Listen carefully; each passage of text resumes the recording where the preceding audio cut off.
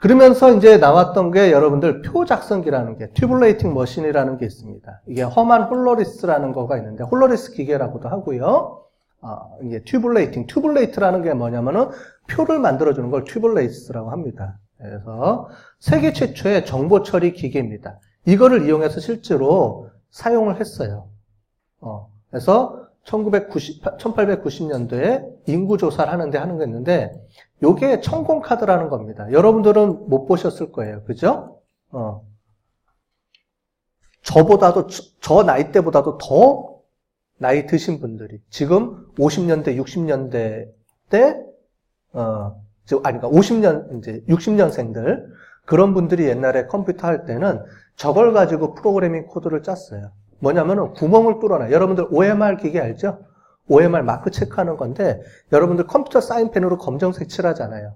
걔는 빛을 통과시키는 개념이거든요. 근데 이때는 어떻게 했냐면 그렇게 하는 게 아니고 거기다가 구멍을 뚫어버리는 겁니다. 색칠을 칠하는 게 아니고 구멍을 뚫는 거예요. 그걸 통해 가지고 숫자로 인식하거나 그거를 코드화 시켜 가지고 만드는 방법이 있어요. 그런 방법으로 우리가 처음에 이런 기계 장치를 만들어서 하는 거죠. 얘는 뭐냐? 인구 숫자를 빨리빨리 세게 하는 어떤 그런 목적으로 만들어진 계산기예요. 그래서 이거를 정보 처리 기계 중에서 최초로 이제 이용됐다라는 건데, 이 헐러리스라는 사람이 만들어서 TMC라는 회사를 차립니다. 이 TMC라는 회사가 나중에 뭐가 되냐면 여러분들이 알고 있는 IBM이 되는 거예요.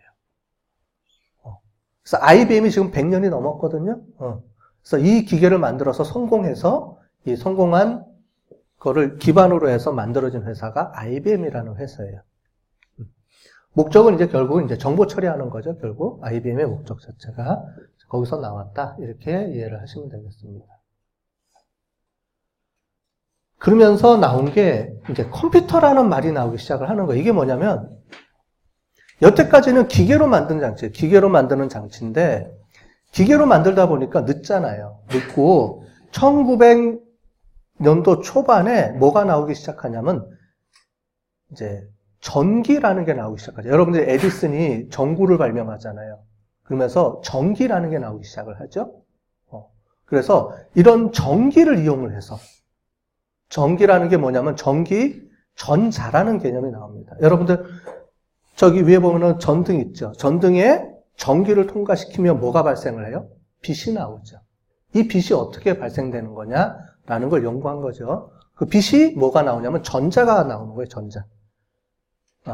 그래서 이 전자를 이용해서 빨리 뭔가를 계산하는데 도움을 줄 수 있는 어떤 기계 장치가 필요하지 않을까. 그렇게 해서 처음에 만들어진 계산이 컴퓨터라는 겁니다. 그래서 컴퓨터라는 거는 옛날부터 존재해 왔어요. 그래서 결국 뭐냐면 계산을 잘하는 건데 기계식으로 만들다가 1940년대 후반에 뭐를 이용하기 시작하냐면 전기, 전자를 이용을 합니다. 전자. 그래서 그 전자식 컴퓨터가 우리가 알고 있는 컴퓨터의 시초가 되는 거예요. 빨라지기 시작하는 거죠. 기계 장치가 아니고 또 사람이 사용하는 게 아니고 처음에는 사람으로 만들었다가 기계 장치인데 기계 장치를 사람이 계속 작동시켜야 됐던 거를 그 다음에 만들어진 게 사람의 손 없이 전자를 이용해서 만들어진 장치. 여러분들이 우리가 쓰고 있는 컴퓨터의 기본 개념은 이제 다 전기를 이용해서 전자를 발생하는 거죠. 그래서 그거를 만드는데 컴퓨터의 기초 개념을 처음에 만든 사람이 튜닝이라는 사람이에요. 여러분들 많이 들어봤나요? 못 들어봤으면 여러분들이 영화 중에 이미테이션 게임이라는 게 있어요. 영화가. 그 이미테이션 게임이 튜닝이라는 사람의 일대기를 그린 거예요. 거기서 나오는 거는 이 튜닝이라는 사람이 컴퓨터를 만듭니다. 어떤 목적으로 만드냐면은 독일의 암호를 깨기 위해서. 그래서 그 암호를 빨리 해독할 수 있는 암호 해독기를 만든 거예요. 그게 튜닝이 만든 이제 컴퓨터인데 그게 세계 최초의 컴퓨터는 아닙니다. 그런데 세계 최초의 컴퓨터를 만들 수 있도록 도와준 사람이 누구냐면 튜닝이에요. 튜닝이 컴퓨터의 작동 원리를 수학적으로 계산해서 만들어냅니다. 원래 목적은 이제 튜닝이라는 사람은 수학가예요. 수학자. 그래서 이런 논문을 냅니다. 이런 논문이 언제 나왔냐면 이게 1900 몇 년도지? 잘 눈이 나빠서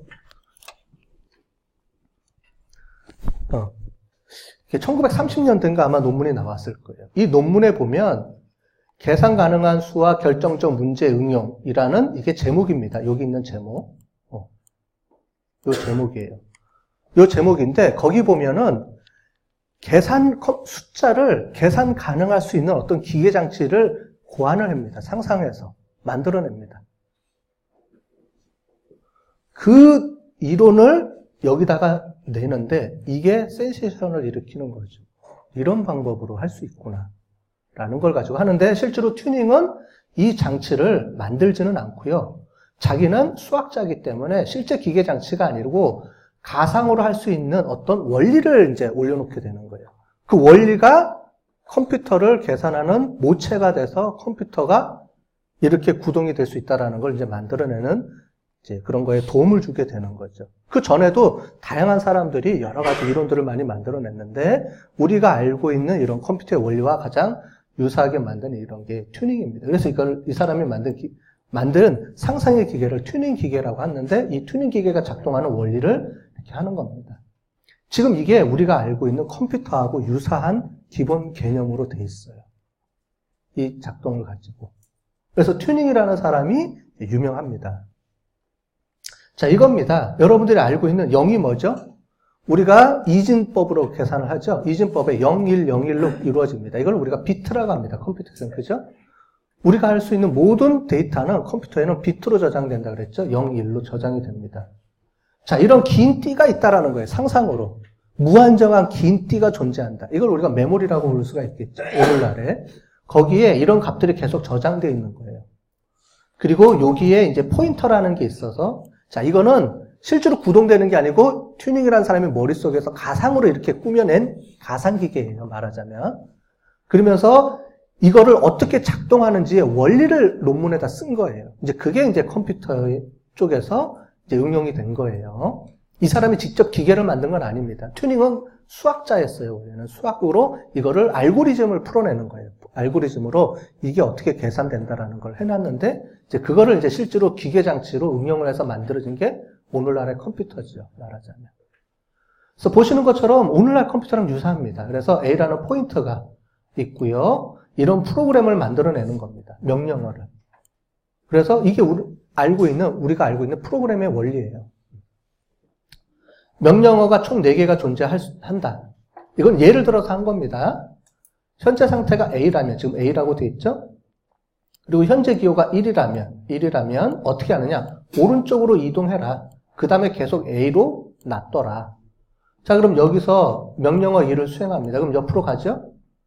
1이네요? A니까? 그럼 어떻게 돼요? A1이니까 또 1을 수행하는 거죠? 또 옮겨집니다. 또 1이네요? 그럼 또 내려갑니다. 근데 0이 만들어졌어요. 그럼 어떻게 돼요? 0이면 2번 프로그램을 해야 되네? 2번을. 자, 여기다가 1이라고 하고 B로 만들어줘라. 이거예요.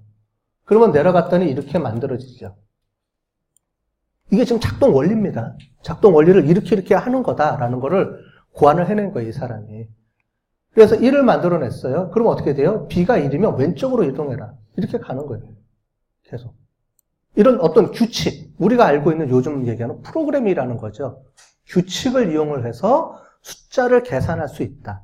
그래서 여기서 덧셈, 뺄셈, 곱셈, 나눗셈까지 이런 방식을 이용해서 우리가 계산해낼 수 있다. 그런 장치가 만들어질 수 있다라고 해놓은 거예요.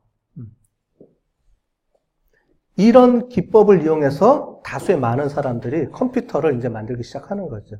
이런 기법들을 이용해서. 그렇게 해서 만들어요. 요즘 우리가 많이 보던 거죠? 그래서 쉽게 우리는 이해가 되죠? 그런데 이때 당시에는 얼마나 이게 센세이션한 거겠습니까? 그죠? 그런 방식을 쓰게 돼요. 그래서 컴퓨터의 작동 원리를 우리가 가장 먼저 이렇게 기여한 사람으로 보자 그러면 튜닝이에요. 그래서 IT 쪽에서는 튜닝상이 있어요.